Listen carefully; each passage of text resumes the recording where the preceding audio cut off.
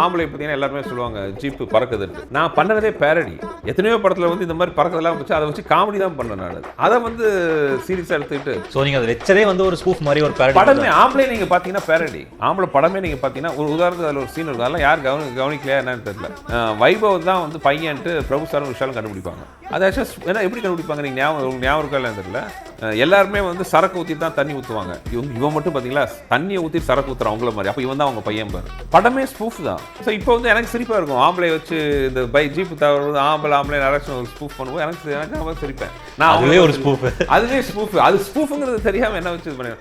ஒருவேளை எம்எல்ஏயும் தப்பு இருக்கலாம். அது ஸ்பூஃப் ரிஜிஸ்டர் பண்ணுற அளவுக்கு நான் எடுக்கலையோன்னு தெரியல. நான் எடுத்தது அப்படி தான். நான் அந்த படம் ஆம்பளை எடுத்ததுன்னா ஃபுல்லாக அந்த கமர்ஷியல் படத்தெல்லாம் கிண்டல் பண்ணி எடுத்த படம் தான். நீங்கள் கிளைமாக்ஸ் எல்லாமே பாருங்களேன். கண்ணாமனா கனல்லாம் வச்சு காமெடி பண்ணிட்டு இருப்போம். சந்தானம் தான் சீரியஸாக போலீஸ் இன்ஸ்பெக்டர் வருவார்.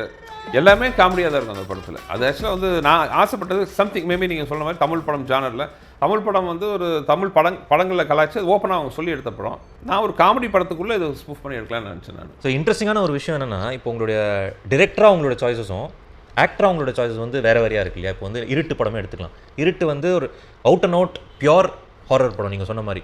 பட் அரண்மனை உங்களுடைய விஷயங்கள் இருக்கக்கூடிய எலமெண்ட்ஸ் இருக்கக்கூடிய ஒரு படம். அப்படிங்கும்போது ஆக்டராக நீங்கள் உங்களோட சாய்ஸஸ் வந்து டிஃபர் ஆகுது. அது கான்ஷியஸாக நடக்குதா இல்லை? இல்லை, நான் ஃபஸ்ட் ரவுண்டில் அந்த தப்பு பண்ணேன். நான் டைரக்டராக பண்ணுற படங்கள் மாதிரியே நான் ஆக்டராக இருக்கிற படங்களும் சூஸ் பண்ணேன்.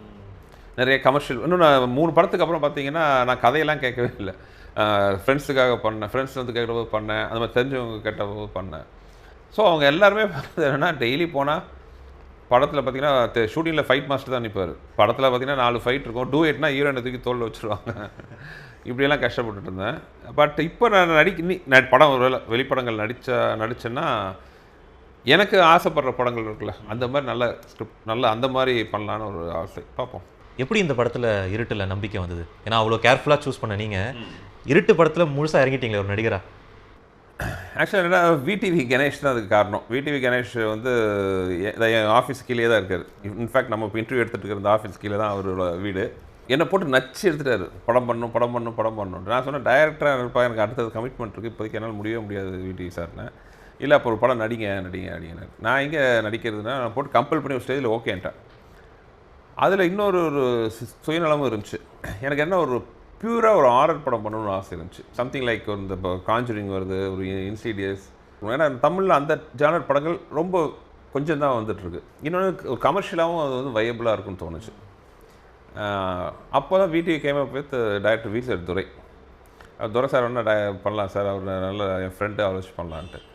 எனக்கு துரை சார் கரெக்டாக பெர்ஃபெக்டாக சூட் ஆவார்னு தோணுச்சு. ஏன்னா இது ஆரர் படத்துக்கு பார்த்திங்கன்னா டெக்னிக்கலி ஆரர் படத்தில் ஸ்கிரிப்ட் ஓரளவுக்கு ஓகே முக்கியம்னாலும் அந்த டெக்னிக்கலி வெரி ஸ்ட்ராங்காக இருக்கணும். டைரக்டர் வந்து அந்த you should be master in his கிராஃப்டாக இருக்கணும்.